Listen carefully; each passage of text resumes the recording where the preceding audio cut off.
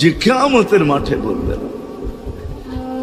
যে দুনিয়ার থেকে যখন বিদায় নিতেছিলেন, হায় হায়, মালাকুল মউত যখন অনুমতি চাইতেছিলেন বুকে হাত রাখবো কি রাখবো না, তো বলছে অনুমতি দিব, আইনা আখি জিবরিল, আমার ভাই জিবরিল কোথায়? তো বলছে দেখা আসছি ফি সামাইল উলা, প্রথম আকাশে। একটু পরে উনি সালাম দিয়া ঢুকছেন, ওনার চোখে পানি ছিল। তো বলছে আপনি কাঁদেন কেন? বলে আজকে এলপিআরে চলে যাবে, আর কোনোদিন ওহির বাহক হয়ে জমিনে আসবো না। আপনার পরে কোনো নবী নাই, কোনো রসুল নাই, আমারও ওহির কাজ শেষ। ওহির সুবাদে কখনো কখনো নৈকট্যময় জায়গায় চলে যেতাম, আজ থেকে আর যাওয়া হবে না। আমার চোখে পানি। দীর্ঘ ১.৫ লক্ষ নবী, ৩১৩ জন রসুলের কাছে আমি নিয়ে আসছি। আজকে শেষ দিন, এই জন্য চোখে পানি। তো উনি উল্টা প্রশ্ন করছেন, আপনার চোখে পানি কেন? জিবরিল মালাকুল মউত দাঁড়ায় আছে, অনুমতি চাইতেছে বুকে হাত দেওয়ার জন্য। এখনো এক প্রশ্ন বাকি। বলছে সেটা কি? বলে ফামান লিবাদিলি উম্মতি। অথচ ৯ ঘরে চুলা জ্বালানোর মতো তেল ছিল।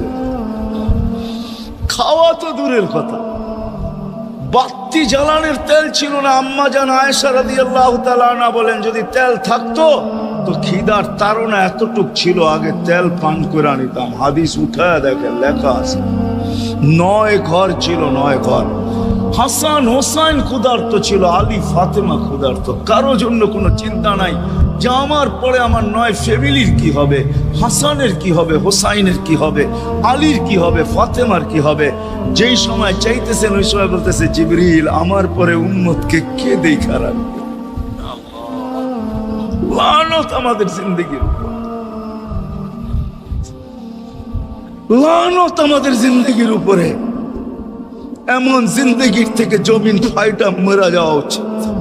আমি তো মাঝে মাঝে বলি আমাদের জমিনটা উল্টে যাওয়া উচিত, যে মৃত্যু সময় বলতেছে আমার উম্মতকে কে দেখা রাখবে।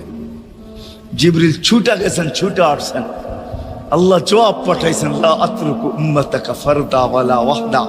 বন্ধু চলে আসেন, আপনার উম্মতকে আমি দেখা রাখবো, আমি দেখা রাখবো। হায় হায়, সবাইকে সালাম দিছেন একবার বা দুইবার, সবার দুরুদ পড়ছেন তো আল্লাহ একবার বা দুইবার, সালাম পড়ছেন কোন নবী রসুলের উপরে একবার কি দুইবার। আর বন্ধুর সালাম প্রতি জুমা ইমাম আছে, খতিব আছে, ইমামরা একটা আয়াত পড়ে কোরআনের, ইন্নাল্লাহা ওয়া মালাইকাতাহু ইউসাল্লুনা আলান নবী ইয়া আইয়ুহাল্লাযীনা আমানু সাল্লু আলাইহি ওয়া সাল্লিমু তাসলিমা। এই আয়াত আমাকে অনেক কিছু বোঝায়। ইমাম ওলামারা, আলেম ওলামারা বলবে এই আয়াতে আমাদেরকে দুরূদ পড়ার হুকুম দিছেন, আমিও বলবো দুরূদ পড়ার হুকুম দিছেন। কিন্তু আমার প্রশ্ন আছে এখানে, আমার প্রশ্ন, আল্লাহ আমাদেরকে পড়তে বলতেছেন, ঠিক আছে, আমরা কয়দিনই থাকবো আর কয়দিনই পড়বো? একদিন তো আমরা মারা যাব, তো আপনার বন্ধুর উপরে দুরূদ কে পড়বে? আল্লাহ বলে বেওকুফ, দেখোস না ফেরেশতাদের নাম নিছি, ফেরেশতারা পড়বে। আমি যদি আল্লাহকে উল্টা প্রশ্ন করি, একদিন তো ফেরেশতাও থাকবে না, মালাকুল মউত মারা যাবে। আপনি আরশের নিচে লিখেই রাখছেন, ইন্নী কাতাবতুল মাউতা আলা মান তাহতা আরশি আল্লাযী হাইলা ইয়ামুত ফাহুয়া ফাওকা আরশি। আমার আরশের উপরে যে সে চিরঞ্জীব, যে নিচে আছে তাকে মৃত্যুর স্বাদ পান করতে হবে। একদিন তো ফেরেশতা মরে যাবে, আমাদের নবীজির উপরে দুরূদ কে পড়বে? আল্লাহ বলে, গন্ড মূর্খ, তুই দেখোস না প্রথম আমার নামটা আল্লাহ লেখা আছে, ইন্নাল্লাহা, আমি আল্লাহ পড়তে থাকবো, আমি আল্লাহ চিরঞ্জীব, আমার বন্ধুর দুরূদ কখনো বন্ধ হইতে দেই না, আর দিব না। হায় হায় হায় হায়, ওই রসুল। আল্লাহ বলে উম্মতকে আমি দেখা রাখবো। জিবরিল বলতেছে ইন্নাল্লাহা ইয়ান্তাযিরুক, আল্লাহ আপনার অপেক্ষা করতেছে। উর্দু জগতে খুশির বন্যা বইতেছে। কেন? সব নাচতেছে উর্দু জগতে, এমনকি আরশ পর্যন্ত ঝুমতেছে। হাবিব ইউসিলুল হাবিব, আজকে বন্ধু বন্ধুর কাছে চিরদিনের জন্য চলে আসবে। খুশির বন্যা চলতেছে, অনুমতি দেন না। আল্লাহ উম্মতকে দেখা রাখবে, যে মরার সময়ও চোখে পানি তো আমাদের জন্য পানি। চলেন শেষটা শুনায়া দিয়া শেষ করতেছি। লম্বা হাদিস, আমি শর্ট করতেছি। তাহকিক উলামা একরাম করে নিয়ে আমি শুনায়া দিয়া যেতেছি আপনাদেরকে। নফকা 2টা হবে, প্রথমটাকে বলে কিয়ামতের জন্য, দুইবার সিংহায় ফু হবে, একবার ধ্বংসের জন্য, দ্বিতীয়টা হবে নফখাতুন নুশুর বলে এটাকে, দ্বিতীয়টা আমাদেরকে কবর থেকে উঠানোর জন্য হবে। কিন্তু সব মারা যাবে, আল্লাহ চারজনকে পয়দা করবেন কুদরত দিয়া, জিবরিল, মিকাইল, ইসরাফিল, মালাকুল মউত, চারজনকে পয়দা করবেন। জিবরিল আলাইহিস সালাম কাঁদতে থাকবে, তিনজন জিজ্ঞাসা করবে কাঁদো কেন? এখনই ইসরাফিলকে সিংহায় ফু দেওয়ার হুকুম হবে নফকাতুন নুশুরের জন্য, আমাকে হুকুম হবে বন্ধুকে নিয়ে আসো মাকামে মাহমুদে। আমি মৃত্যুর পরেই ভুলে গেছি ওনার কবর কোথায়। তিনজন বলবে জমিনকে জিজ্ঞাসা করো, তো জমিনকে জিজ্ঞাসা করবে, জমিন বলবে কাদ দাক্কানি আল্লাহু দাক্কা ফানাসিতু। প্রথম সিংহায় ফুতে আল্লাহ এরকম ছানছেন, আমিও ভুলে গেছি রাখছি কোথায়। অনেক সময় হয় জিনিস যাবে খুঁজতেছে সারা ঘরে, ঠিক না? হয় না? হ্যাঁ, জিনিস জ্যাবের ভিতরে, পকেটের ভিতরে, কিন্তু খুঁজতেছে সারা ঘরে খুঁজতেছে। পরে পকেটে হাত দিয়া যখন দেখে পাইছে, তো জিহ্বায় কামড় দিয়ে আস্তে বেরিয়ে যায়, কেননা গর্ত গরম করে ফেলছিল। এখন গড়ালড়া পাইলে উল্টা এর উপরে গরম হবে, ঠিক না? রাখছো পকেটে, খোঁজো আমাদের কাছে, ঠিক না? আর কাম পাও না, ঠিক না? এখন এর উপরে চড়াই হবে। জমিন বলে আমিও ভুলে গেছি, ওই দিন আল্লাহ রসুলের কবর থেকে নূর বাহির হবে, নূর নূর আল্লাহর আরশ পর্যন্ত পৌঁছবে, হুকুম হবে নিয়ে আসো। আসবে জিবরিল আলাইহিস সালাম, মারবে পর, চিনা মারবে পর, আর বলবে কুমিয়া হাবিব আর রহমান, আল্লাহর বন্ধু ওঠেন, ও মাধবদীর মানুষ, আপনার আমার হাবিব, আপনার আমার রসুল, যার আদর্শ আমাদের কদমে কদমে প্রয়োজন নিজের এই জীবনটাকে গ্রহণযোগ্যতা পর্যন্ত পৌঁছানোর জন্য, উনি কবর থেকে উঠবে, ওয়াহুয়া ইয়াবকি ওয়া ইয়াকুল, কাঁদতে কাঁদতে উঠবেন আর বলতে বলতে উঠবেন, জিবরিল আইনা উম্মতি, আমার উম্মত কোথায়? হায় হায় হায়।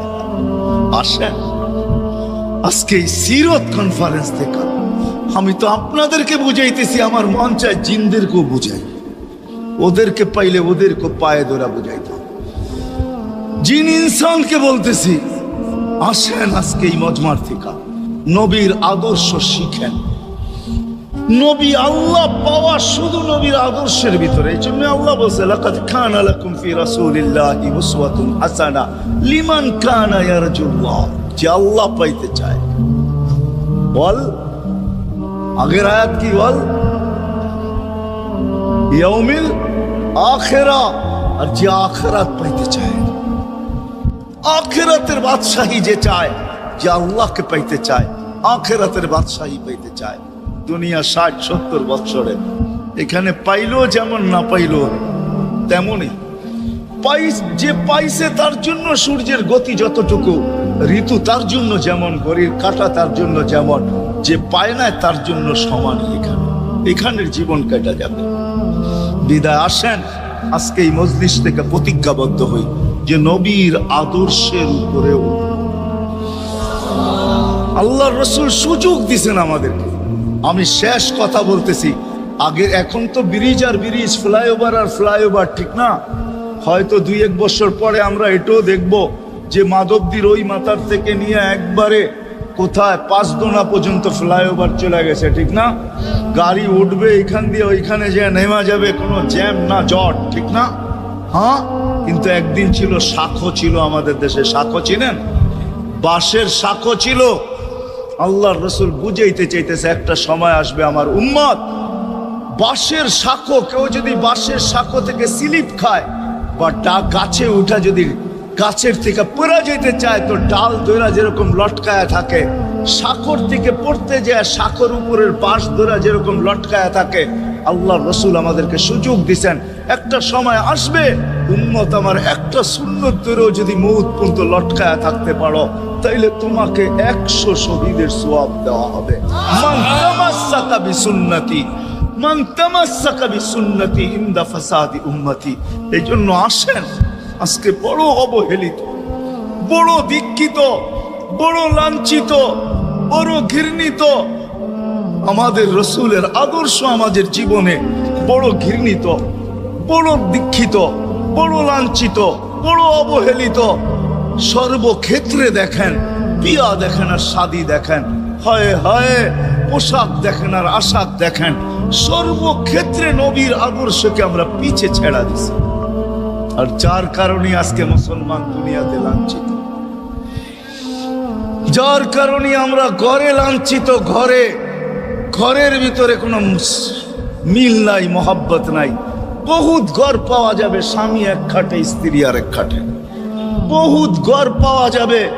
হায় হায় ওই সমাজ লানতি সমাজ, যেই জমাতের সন্তানরা মা বাবাকে চোখ বড় করে দেখে, চোখ বড় করে সামনে, ওটা লানতি সমাজ। অথচ আল্লাহ রসুল শিখাইছে মা বাবার সাথে আদর্শ কি ব্যবহার করবে, মার সাথে, বাবার সাথে, বড় ভাইয়ের সাথে, কার সাথে কি ব্যবহার করবে শিখাইছে। ওই সমাজটাই সুখের ছিল। আসেন ফিরা যাই, আল্লাহ রসুলের আদর্শ শিখি। শিখবেন তো পাক্কা ওয়াদা? বিলকুল। কিন্তু একটা প্রশ্ন হলো, আল্লাহ রসুলের আদর্শ শিখবো তো শিখবো কোত্থেকা, পাবো তো পাবো কোথায়? ঠিক না? প্রশ্ন হয় না? হয় না? উনি তো দুনিয়াতে নাই, কোত্থেকে ওনাকে পাবো, কোত্থেকে শিখবো?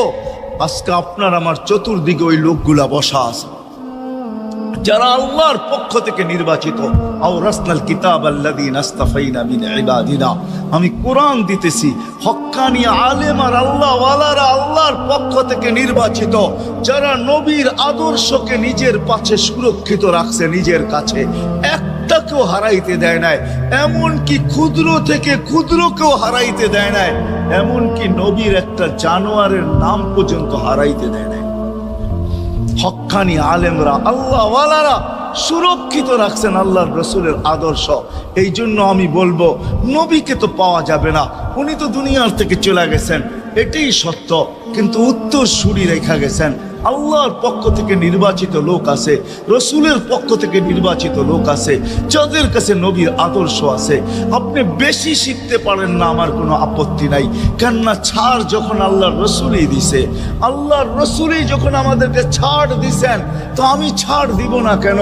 আল্লাহর রসুলই বলছে, এক জমানা আসবে, লাউ আমিলতুম উশরা মা উনসিলা বি লানাজা, তোমরা যদি 10 ভাগের উপরে আমল করতে পারো, তাহলে নাম্বার 100 পাইয়া তোমরা পাশ করবে। আল্লাহ 33 দিবে না, আল্লাহ 10-এর বদলায় তোমাদেরকে 100 দিয়ে 100-তে পাশ করাবে।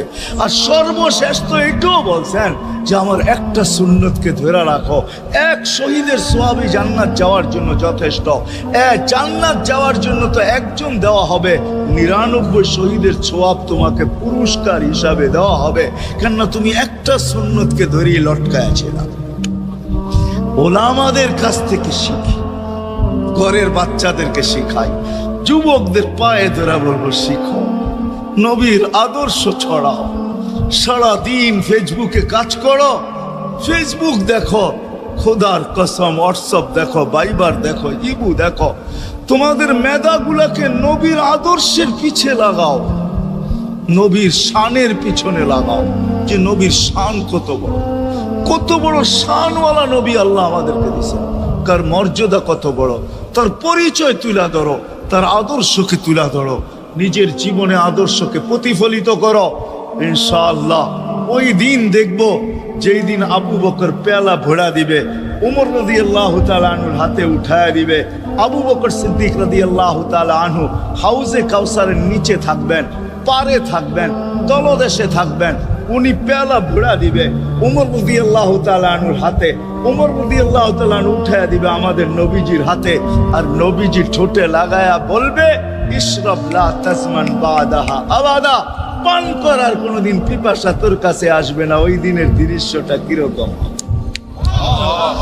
নবীজি ঠোঁটে লাগায়া পান করায় দিবে, যুবককে আলাদাভাবে দিবে, বুড়াকে আলাদাভাবে দিবে, নারীকে আলাদাভাবে, পুরুষকে আলাদাভাবে, আল্লাহর রসুল পান করায় দিবে।